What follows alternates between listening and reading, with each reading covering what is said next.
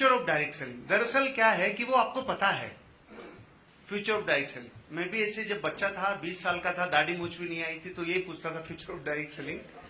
लेकिन मैं अलग अलग मुंह से सुनना चाहता था, अलग अलग इमोशंस को ग्रहण करना चाहता था।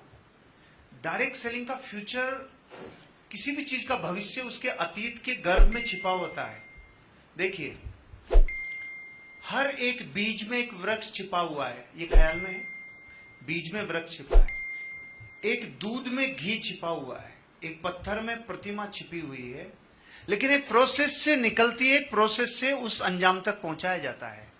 हम अपना फ्यूचर डायरेक्ट सेलिंग इंडस्ट्री में देख रहे हैं, वो ब्राइट ही है, लेकिन उस तक तरासना होता है, उस तक पहुंचना होता है, उसे अचीव करना होता है।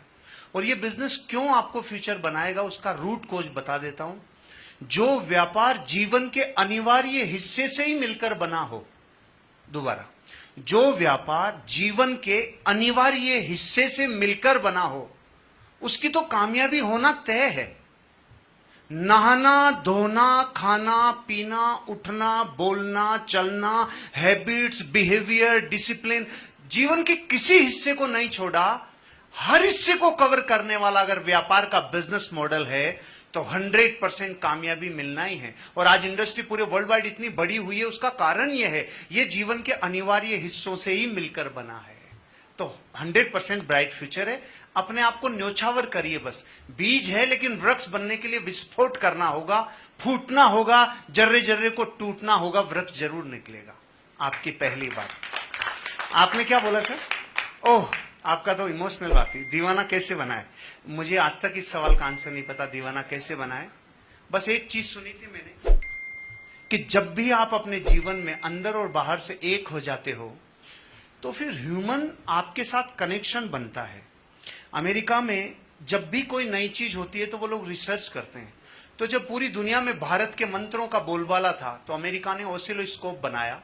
ऑसिलोस्कोप एक ऐसी मशीन है जहां से कोई भी आवाज को स्पंदन के थ्रू उससे गुजारते हैं तो उसके पैटर्न को स्टडी करते हैं। तो भारत के मंत्रों को जब आवाज के रूप में ऑसिलोस्कोप से निकाला तो जो पैटर्न आए वो चौंकाने वाले थे, ऊर्जावान थे, जबरदस्त थे।